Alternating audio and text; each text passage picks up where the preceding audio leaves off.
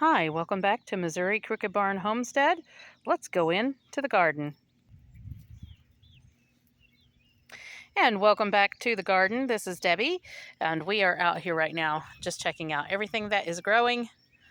I have planted so much this season, but I still have not planted sunflowers, calendula, a whole lot of herbs.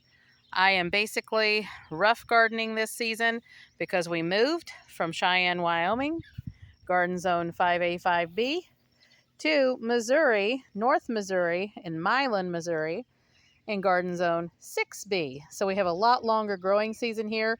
Not only is it a change in garden zone, it's also a change in length of season.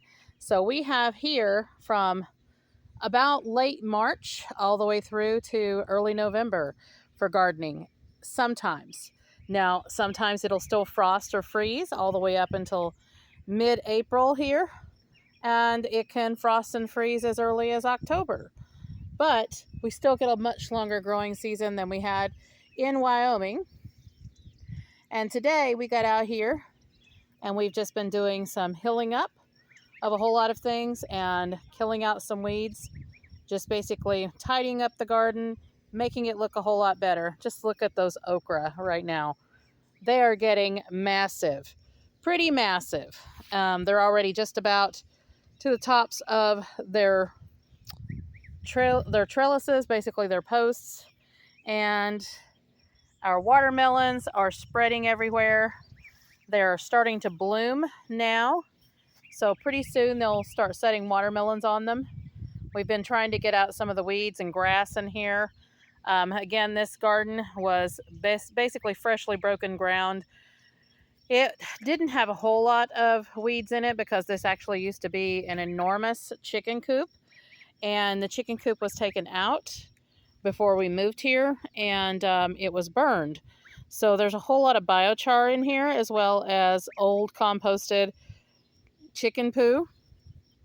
So all of that has been tilled into the garden. We have loads and loads and loads of earthworms in here, night crawlers, things like that, which are also worms, and some really good soil. This is old soil, so it was very nice. And then we have the biochar that was added into it, basically from the burning of the chicken coop. So it made the soil really nice and rich, very fertile.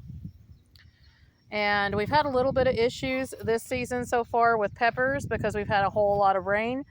We had basically about 6 inches of rain in the span of just a couple of days. And then we had more rain a couple of days later of about 2 inches. And it has rained basically every other day or so since then. Not a whole lot, but just has rained. So we've had a lot of spotting on our pepper plants.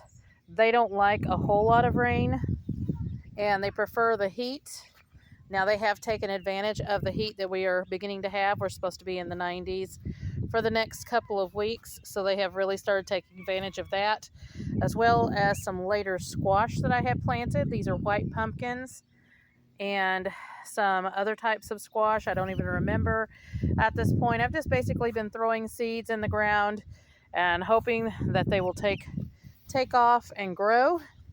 We got some more cucumbers that are planted just all along the edges of the garden so they can run in the garden. We are starting actually to already get zucchini and yellow straight neck squash, and we actually have some yellow zucchini in here, and we're starting to get some red curries popping up on some of our vines.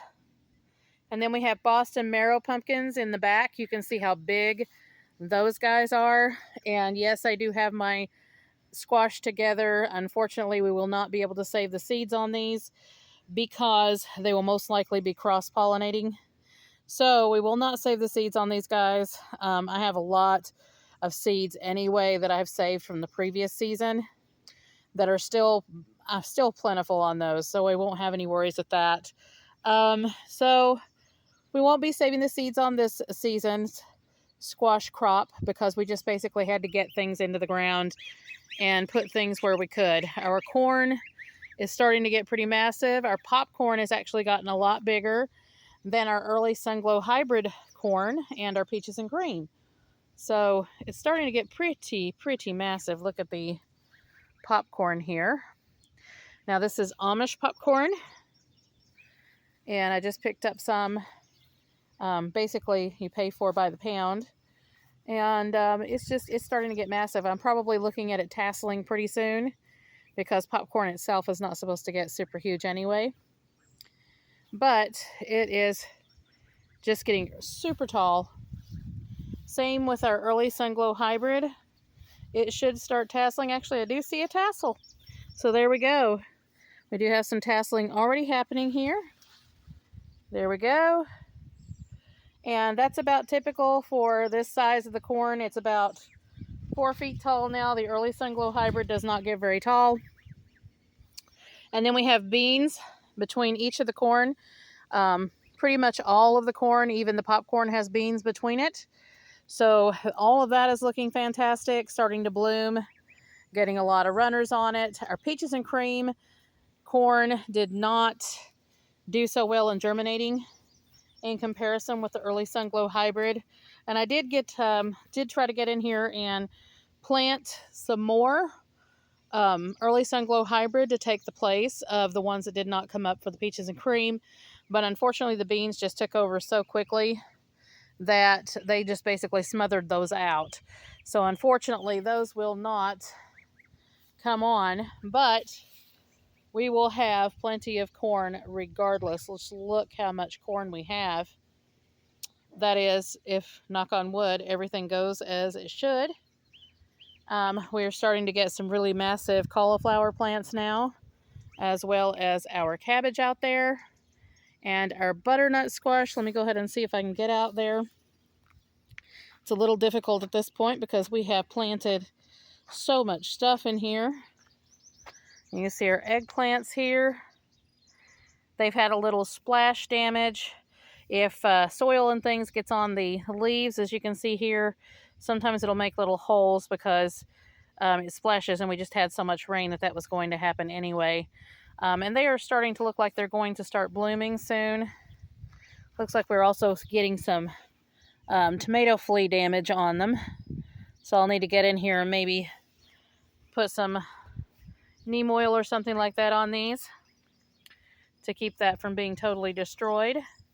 But we're almost at the end of the season for those anyway, so they'll probably be dying off soon, regardless. Looks like we've got a little bit of some downy mildew on these butternut squash. They still should produce, though. And you see the plants are pretty massive. These plants were really damaged when I bought them. They were basically the stragglers, the leftovers, at an Amish store when I purchased them. And I wasn't sure that they would actually do anything, but it looks like they are doing just fine. They're getting some blooms on them. But again, we are seeing some downy mildew here. And always just check underneath your leaves just to make sure you're not getting any squash bugs. But it looks like the vines in there are pretty good. This is most likely damage from just so much rain that we've had. So everything there looks good.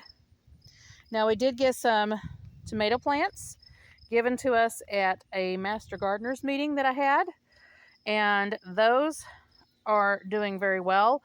They were pretty small when I got them, so they are just now starting to really take off. I'm going to get in here and kind of hill them up a little bit, and that'll probably help quite a bit. You can see our cabbages there starting to form heads. And we're still getting in here and doing some more weeding. I haven't gotten to this section yet as far as hilling anything or hoeing anything. So, and I found out an interesting fact recently in regards to Facebook and using the word hoe. A hoe is a garden tool, and unfortunately Facebook flags anything that you post in regards to saying hoe or hoeing, because they take that as hate speech. So isn't that just very interesting or very funny that they would consider that as an actual garden tool and something that you use to clean your garden with? So anyway, look at those butternut squash plants. And we've got some tomatoes in here to tie up. Those are the Missouri Love tomatoes that I got given to me. And then we got to pull some weeds. You see the weeds along the edges of the garden fence. Those are just really difficult to take care of. So we got to get in here, do some more weeding there. And you can see some blooms in those butternut squash. So pretty soon we should start having some butternut squash. And you see the squash is actually taking off around our tomato. So we need to get that tomato tied up and see if we can train these vines a little bit. And we're actually smothering out a couple of my cabbages over here. And yes, we do have some holes in there. We've had some caterpillar damage from cabbage moths. And, you know, there's a learning curve with moving to Missouri. There are different pests here than there are in Cheyenne. We have less pests, I think, in Cheyenne, Wyoming, because it is such a cool climate. And you can see the back side of the corn there. And you can see some of those beans are just massive. They have climbed the corn, and sometimes they even start trying to smother it out because the early Sunglow hybrid only gets about 4 feet tall. And the beans that I planted are mostly half runners, which means they're half the size of a normal pole bean, but still they can get to the length of 5 to 6 feet. So they're a little bit longer than the corn is tall. And then we do have some other varieties of beans in there as well. And that could be also, we've got some Kentucky Wonder pole beans in there. And we have some rattlesnake pole beans. And those are all 10-foot long vines, so that can definitely take over your corn. So be careful of that if you're planting corn. Just make sure that if you see your beans climbing your corn, that you kind of train them. You can actually train all of these vines to go where they need to go. And interesting fact here that you may not know is this particular weed right here is actually called lamb's quarter. And you can eat that like you do spinach. But most people consider it a weed. I'm not one that really eats it that often, so we will be coming in here and getting all of these out. And there's our 2 new little geese walking around outside of our garden. And they are African geese. We're planning on getting some more geese soon. And there they go. They're taking off on around the garden because the little toy poodle came into view. And that's Wesley. So here's a look again at the garden in a different angle.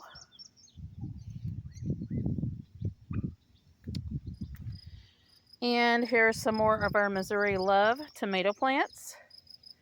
Again, I'm going to get in here and kind of hill these up a little bit and tie them up. I'm actually run out of twine, so I need to go find some more twine, which I do have. I just don't know where I put it at the moment. And we've got beets in here that are just now coming up. We got to get some of these weeds out of here, but we do have lots of little beets that are coming up in here as well. Oh, and actually this is the Swiss chard. So we have Swiss chard coming up in here. And then we have beets in the next row over. And we've had a lot of pressure from rabbits. Again, rabbits here are different because they are the eastern cottontails.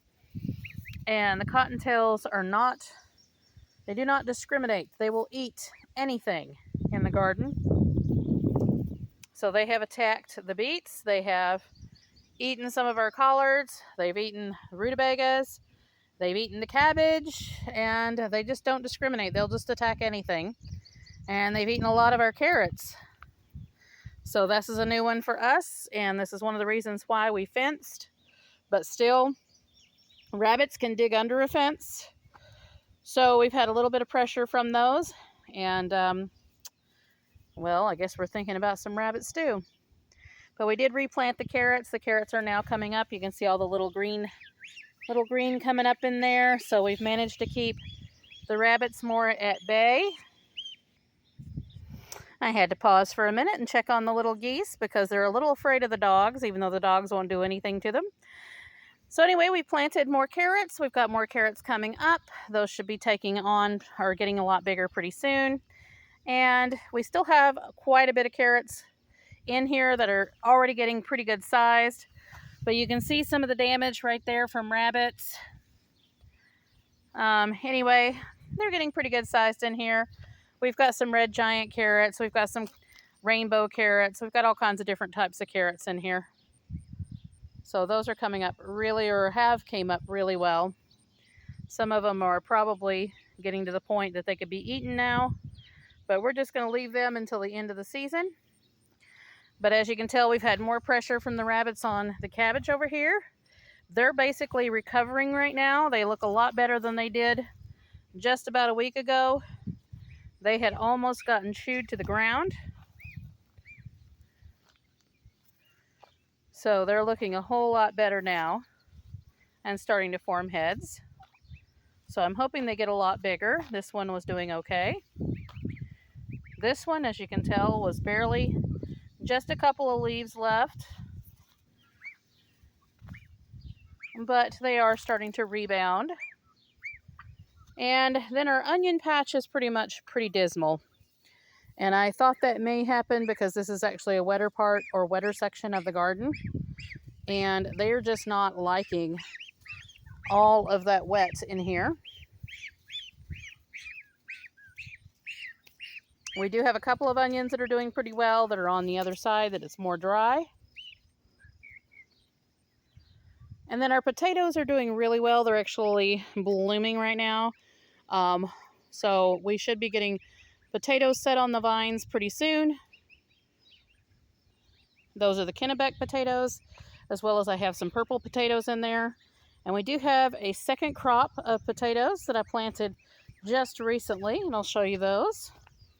There's some of our turkeys.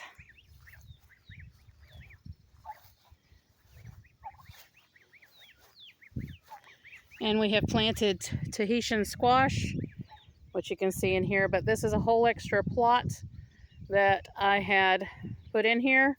And yes, our chickens get in here. We've had some issues with that, but there's not a whole lot that we can do with it right now other than hope for the best. But we do have blue potatoes in here, Adirondack potatoes, as well as some more Kennebecs. And they are looking pretty well. We've also got peas in here. Those are starting to all come up. And these are an Amish pea variety. So those are doing really well. But you can see our potatoes over here are pretty massive. They're not as big. However, in the green part, as they were in Wyoming, and that's because there was probably just so much nitrogen in the soil. But these are actually pretty normal, what I would consider normal potatoes. And I'm more interested in how big the potatoes get under the ground rather than above the ground.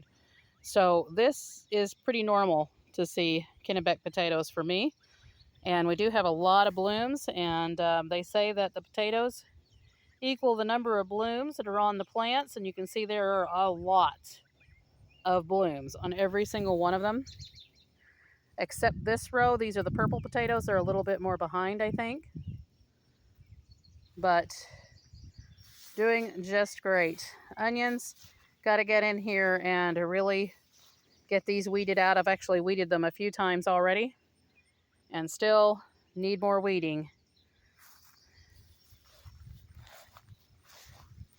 So these are our rutabagas. We actually had to come in and fill in some of the holes because that is where the rabbits had just eaten them down.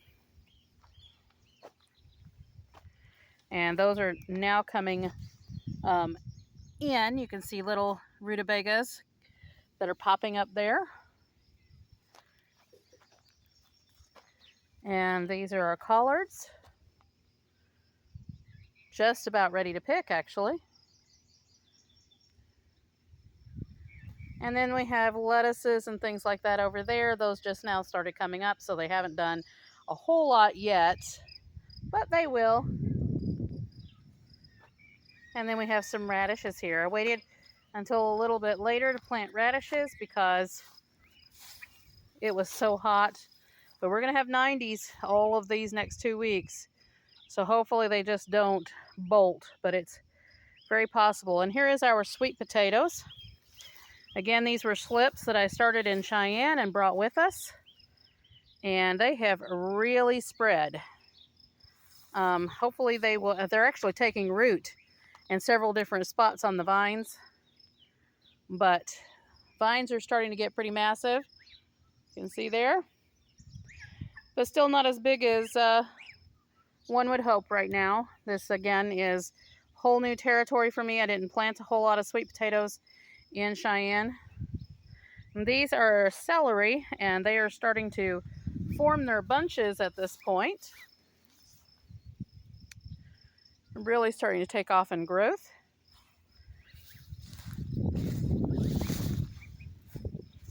The garden is just looking beautiful, nice and lush.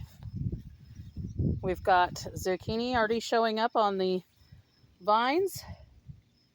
We've got gray zucchini and black beauty, I think, zucchini, dark green zucchini, and yellow straight neck squash out through there, as well as the gold zucchini.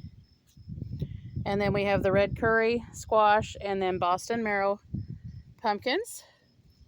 We have Tahitian squash, delicata squash, and all kinds of varieties of cucumbers that are coming up.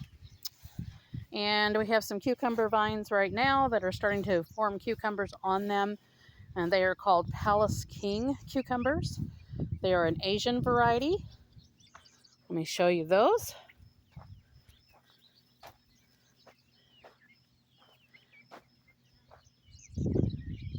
See, they are massive vines already, and they're going to be a nice long cucumber. They're supposed to be upwards of about 2 feet long.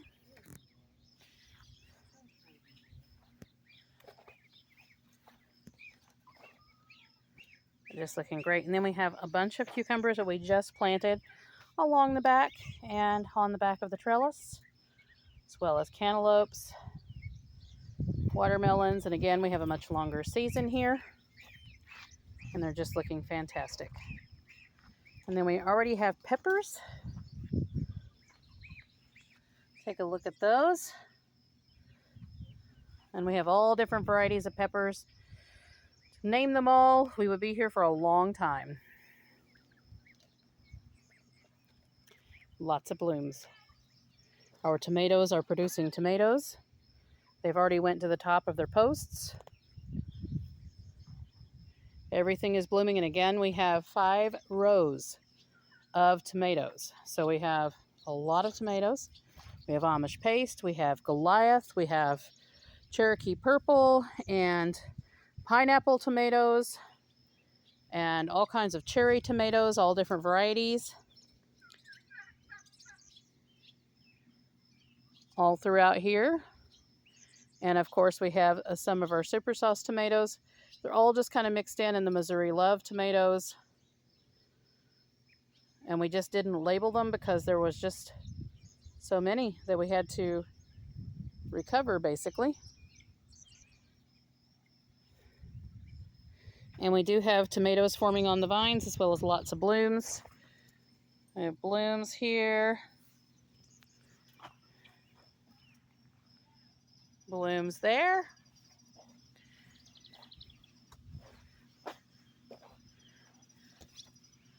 Let me see if I can remember exactly which ones have tomatoes on them. Some do not have tomatoes yet. They're just blooming, just getting started. We actually planted another tomato recently. These are black cherry tomatoes. We did have actually 2 tomatoes that were struggling. We lost 2, and then we have 2 that were struggling. This one is one that was struggling, but it is now starting to get on some new growth. And this is the new one we planted to replace one that was not doing well.